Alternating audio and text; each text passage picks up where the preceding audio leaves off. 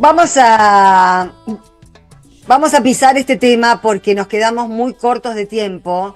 Les prometo que les voy a decir quién era, pero quiero presentar a Santiago Liaudat. Hola Santiago, ¿cómo estás? Hola, buenas noches, Sandra.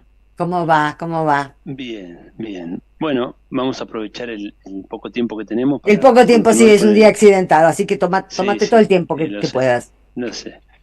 Bueno, vamos a continuar con el ciclo sobre el humanismo que Ajá. comenzamos la semana pasada, cuando presentamos un poco el humanismo clásico del siglo XIV, ¿no? El inicio de esa recuperación de los valores grecolatinos y la idea del Ujú. cultivo del ser humano, ¿no? De la realización del humano en la tierra, de la dignidad de la vida humana, en respuesta un poco a una época, como sabemos, que había estado dominada por una mirada exclusivamente religiosa, La diríamos, Edad ¿no? Que era la Media, Edad claro, Media. claro. Exacto, exacto. Bueno, ese ideal humanista va a recorrer toda la modernidad y va a llegar, como dijimos la semana pasada, al siglo XX y se va a bifurcar entre distintos humanismos.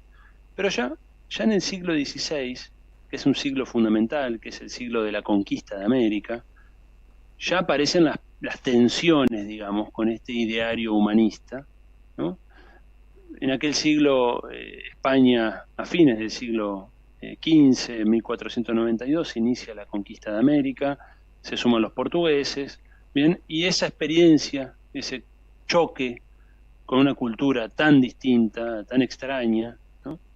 Como era la cultura de los pueblos originarios de América, lógicamente va a ser interpretada de acuerdo a los cánones de pensamiento de la época, lo cual es evidente, ¿no? Y Claro. los cánones eran los del humanismo, los del Renacimiento. Recuerden que ya en el siglo XV el Renacimiento italiano alcanzó su esplendor y en el siglo XVI se estaba expandiendo por el resto de Europa, ¿no? Por el norte de Italia y por España. Es ese contexto en el cual se va a dar un fuerte debate en el siglo XVI, paradigmáticamente representado en lo que se conoce como la controversia de Valladolid, que fue una reunión que se hizo en 1550, perdón, donde chocaron dos grandes exponentes del humanismo. Y acá empiezan ya las paradojas del humanismo, ¿no? Porque Claro. ambos utilizaban argumentaciones humanistas para defender posturas antagónicas, ¿no? De un lado tenemos a Bartolomé de las Casas, que había sido obispo en Chiapas, sacerdote, por supuesto, dominico. Él había vivido en América, él había estado en contacto con las poblaciones americanas, aprendió idiomas indígenas, ¿no? Y desde esa experiencia, que era una experiencia vital, ¿no? Porque estuvo presente en América, él aprendió a admirar a los pueblos indígenas, ¿no? A reconocer su grado de desarrollo en sus propios términos, a entender que había una cultura avanzada y que todo eso lo hacían merecedores de, bueno, de respeto, ¿no? Y de derechos. De hecho, su actividad incesante en América y en Europa también va a dar lugar un poquito antes de la controversia de Valladolid a una bula papal, es decir, el papado, a partir de la iniciativa de los obispos americanos, no solo de Bartolomé de las Casas, también de Julián Garcés, bien, de otros obispos, Zumárraga, que hicieron un concilio en 1537, a partir de ese reclamo en torno al maltrato que se hacía de los indígenas en América, es que el Vaticano saca una bula, Sublimis Deus, donde prohíbe la esclavización de indígenas. Por eso no había esclavos indígenas en América. No Por eran eso trajeron esclavos. negros. Bien, exacto. No estaba permitida la esclavitud indígena, ¿no? Por eso va a estar el mecanismo de la encomienda, la mita, el yanaconajo, porque no era permitido la esclavitud. Pero es esta iniciativa de la incipiente, diríamos, iglesia latinoamericana, de esa experiencia de un cristianismo situado en contacto con otra cultura, que va a ir preformando además lo que va a ser el humanismo cristiano, ¿no? Es toda una tradición que podemos, permitiéndonos el anacronismo, llegar hasta Francisco, ¿no? Es toda una herencia que pasa por la teología latinoamericana, la teología de la liberación, la teología del pueblo y llega hasta Francisco, que expresa esta corriente, ¿no? De un humanismo que busca la integración del otro. Enfrente teníamos a Juan Ginés de Sepúlveda, también sacerdote, también humanista, que va sin haber pisado América, que este es todo un dato, creo que es muy importante. Piense que estamos en una época donde no había mayor acceso a lo que sucede en otras partes del mundo, que no sea a través de relatos, libros muy precarios todavía, y sin embargo esta persona, bueno, afirmaba cosas sobre América que sería interesante ponerle en discusión, bueno, ¿cómo sabes tanto, no? Ya que Sí. nunca había estado en América.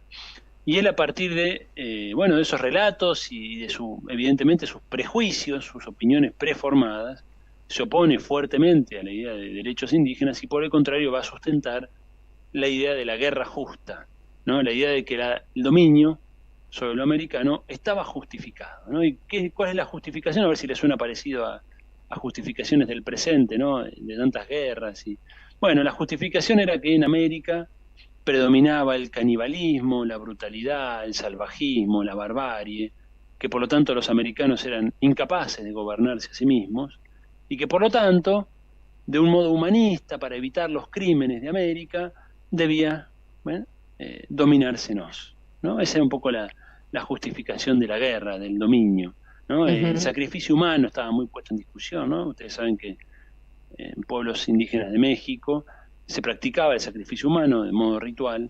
Bueno, esto era Sí. una aberración absoluta para el pensamiento europeo y esto va a ser Y por eso utilizado mataban a fuertemente. todos los que hacían sacrificios. Bueno, entonces, claro, exacto. Entonces, este debate es muy sintomático, es muy sintomático de una tensión que anida dentro del humanismo, ¿no? Que es, bien, el humanismo del siglo XIV nos dijo, ahora lo humano es la medida de todas las cosas, ¿no? Es decir, esta idea grecolatina, o si ustedes quieren, incluso es de la época griega, ¿no? De Protágoras, homo mensura, el hombre es la medida de todas las cosas, decía, ¿no? Aquel sofista. Bueno, esta idea de que, bueno, lo humano, ahora la discusión es, bueno, pero ¿qué humano? ¿Cuál humano es la medida? Porque los humanos no somos todos iguales, ¿no? Y ahí está la discusión, ahí está la discusión. Si uno va a instaurar una imagen del humano y en función de eso legitimar el dominio de las otras formas de ser humano, ¿no? De las otras formas culturales, ¿bien?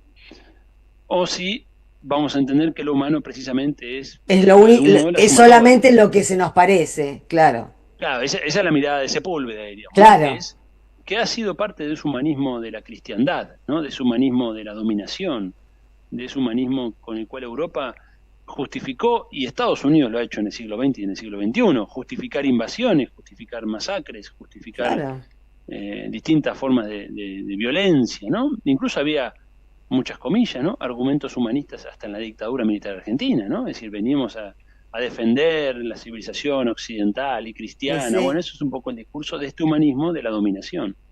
Y enfrente ya vemos nacer en el mismo momento el humanismo, si ustedes quieren, de la liberación, que tiene que ver con entender que todo humano, en la forma que asuma, es parte de, bueno, de esas posibilidades de realización precisamente de lo humano, ¿no? Que nos promete el humanismo.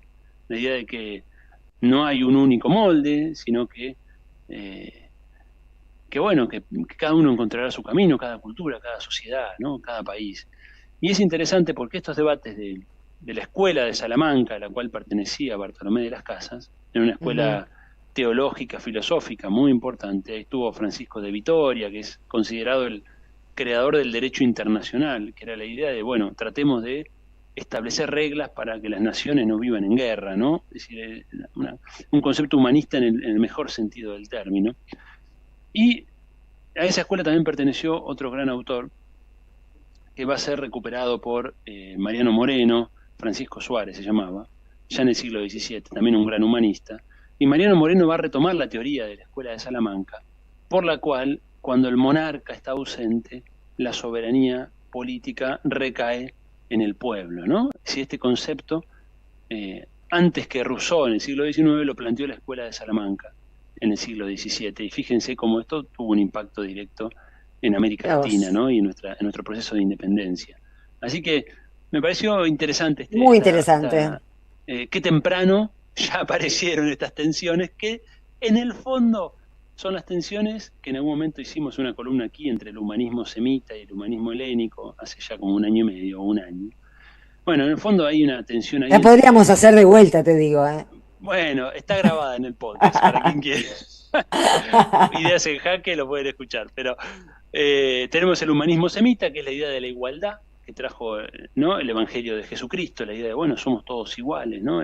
Sobre todo la preferencia por el pobre, la preferencia por el excluido, por el humillado, por el delincuente, la prostituta, es decir, todo lo que tiene que ver con lo más excluido, ahí se metía Jesús con su prédica, ¿no? Ese es el humanismo de esa tradición semita, versus el humanismo grecolatino, que siempre fue el humanismo de la nobleza, de los esclavistas, ¿no?, que va a enfatizar, por el contrario, el principio de la libertad, es decir, la libertad propia, ¿no?, la libertad de someter. Entonces, esta tensión entre libertad e igualdad, que bueno, ha sido característica de Occidente y ha sido evidentemente un motor también para el desarrollo de Occidente y de todas las luchas por la igualdad y por la libertad que han atravesado a esta civilización, que hoy es prácticamente una civilización global, ¿no es cierto? Así que bueno, hasta aquí llegamos. La semana Qué que viene bárbaro, cómo cumplen continuaremos los con el tiempos, ciclo. Liaudad, cómo cumplen los Bueno, tiempos. Se agradece mucho. Gracias, bueno, Santiago. adiós, chau, chau. Un beso, chao, chao, hasta la semana que viene. Sepa y mensajes.